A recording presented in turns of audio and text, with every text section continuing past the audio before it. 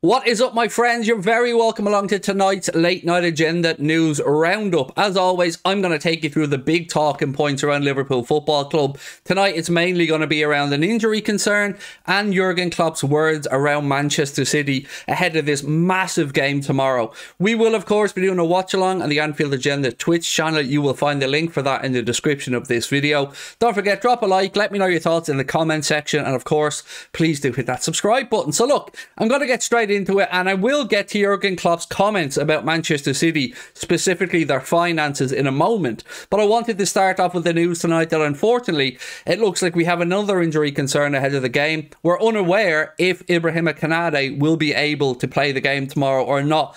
And if he isn't available for selection because he wasn't in training today, I don't believe he was in training yesterday either, it leaves Jurgen Klopp with a massive headache. There are a couple of options that we can utilise, of course. He can play James Milner at right back, move Joe Gomez into centre back alongside Virgil van Dijk, or, and this is my preferred option, put Fabinho back in the centre back position where Konate would have been, and then go with a midfield duo of Thiago and Henderson if he's gone for a 4-2-3-1, or even a 4-4-2 if he's gone that way, because we'd still need the two central midfielders. So that would be my preference. But as always, I want to know what your thoughts are in the comment section. Would you rather see Milner at right back and Joe in beside Virg, or would you rather see Joe kept out at right back with Fabinho dropping into the centre back role? Or maybe you've got some other thoughts, and don't be coming at me with your Nat Phillips shouts in the comment section, because look, Nat Phillips, a bit of a folk hero, bit of a cult hero for Liverpool, but he isn't good enough to be playing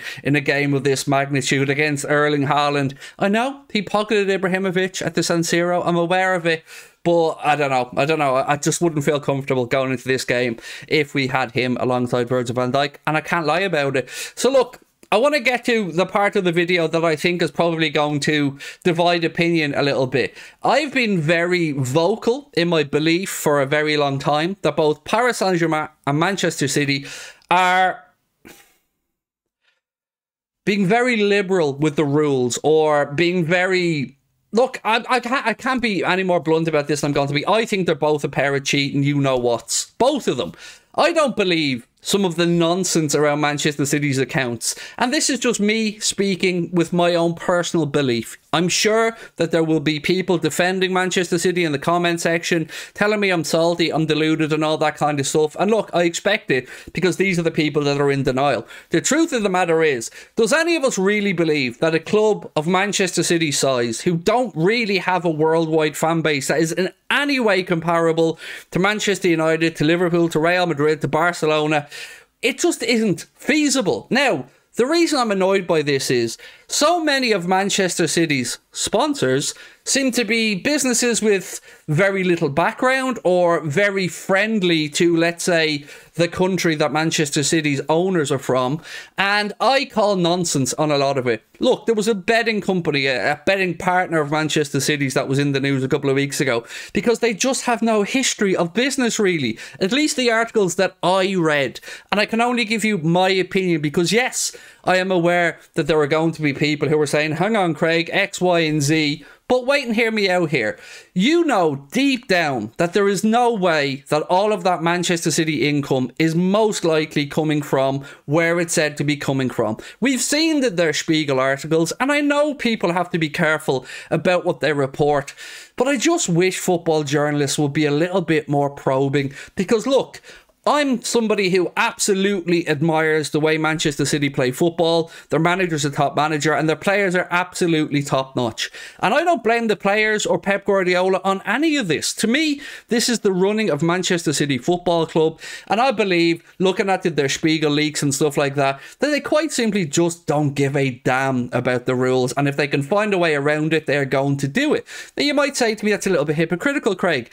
All football clubs bend the rules. Yeah, I'm well aware that football clubs are hypocrites, particularly, in my opinion, when it comes to their belief system. So, you know, we've seen the stuff in the last week or so around PSG apparently, or allegedly, putting out bot accounts there to undermine their enemies, or to undermine even Kylian Mbappe. We heard similar stories about Barcelona and some of their enemies and some of the players that wouldn't take pay cuts. There was talk that similar stuff happened. Do I believe that that type of stuff goes on? Yes, I do. No, I'm not saying every specific incident is correct that has been mentioned, but ultimately, hypocrisy annoys me in football because we as football fans are held to a standard that I don't believe football clubs really hold themselves to behind the scenes. And I think at the very front of this is Paris Saint-Germain and Manchester City flouting the rules non-stop. And if you don't think I'm right, honestly, ask yourself, do they really have the fan base to be bringing in, or maybe not bringing in is not the right word, but to be justifying the really high-level corporate deals that they seem to be able to generate that other clubs who have a track record and have a proven worldwide fan base just simply aren't able to get. If these were companies, let's say, if they were companies that were doing the rounds for 50 years and there were companies from America or Australia or New Zealand, but they're all coming from one part of the world. And look, I'm not qualified to firmly talk about this because there are forensic accountants and investigative journalists who are doing a far better job of this than I ever would. But I just thought this week I need to highlight and reiterate once again that I firmly believe that PSG and Manchester City are everything that is wrong with modern football. They are soulless, money-driven clubs. And look, you can say to me everybody's money-driven, but the way I mean money-driven is they're basically just a PR exercise for the owners of the country that owns the football clubs. That's how I feel about it, and nothing is ever going to change that. And if you think I'm wrong, look at when Manchester City win anything. I would say PSG, but I genuinely don't know because I don't pay attention when they win anything to their parades or their celebrations. But look at Manchester City's. Now, flip that to a club like Liverpool or Manchester United or Real Madrid. When they win things and you see real fan bases, you see real people that show out and are out on the streets. I am naive enough to not believe that there are new Manchester City fans. And yes, I do remember the days when Main Road would sell out when they went down to the divisions, and they did have a brilliant core fan base. And that fan base, I'm sure, still exists, but not to the levels that we're led to believe, not to this inflated nonsense. Now, people want to have a pop at Jurgen Klopp, and I understand that everybody's salty for different things at different times of the season, whether it's a ref that messes up us this week and does it to you next week or whatever.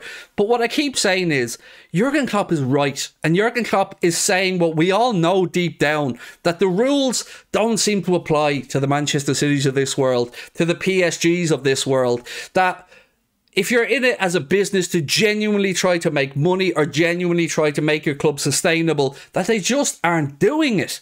And you can bury your head in the sand if you disagree with me all you want, but ultimately, I'm right. And it's a miracle that this season Arsenal and before that Liverpool are able to even go toe-to-toe with Manchester City with the bottomless pile of cash that they have. To me, I despise everything about PSG and Manchester City in their current guise. I've nothing against their fans, I've nothing against their players or manager, but I have absolutely zero respect for the way that those clubs are run. So how do I tie all this into tomorrow's game? Well, look, I'm expecting us to probably get beaten tomorrow. You've seen my preview this week. Maybe you haven't. I predicted a 3-2 victory for Manchester City. And this isn't just a salty fan. I wanted to get this out before it because you never know. Maybe Liverpool pull a rabbit out of the hat tomorrow and get a win. But ultimately, I despise that football club. I despise it because it, to me, is just an example of everything that is going wrong and is wrong with football. Over to you guys, because I genuinely want to know your thoughts in the comment section. Do you think Klopp was being salty? Do you think I'm being salty? Or if you actually take the time to think about it and push aside maybe your dislike of me or of Liverpool or of Jurgen Klopp, do you feel the same way? Because for me, football is sinking. And I said in my Discord group, as the years go by, I honestly find myself bit by bit falling out of love with a sport that has consumed me since I was 7 or 8 years of age. So I want to know what you feel about it, guys. Let me know in the comment section. I look forward to hopefully seeing you for the watch along tomorrow. Have yourselves a cracking weekend. I hope you're going to watch the ladies boxing tonight. I have it on here in the background, and I'm making sure my stream is finished by the time the main card comes, or the main fight comes around, because it's going to be a proper battle. Look, I will talk to you all soon. Much love. Bye bye.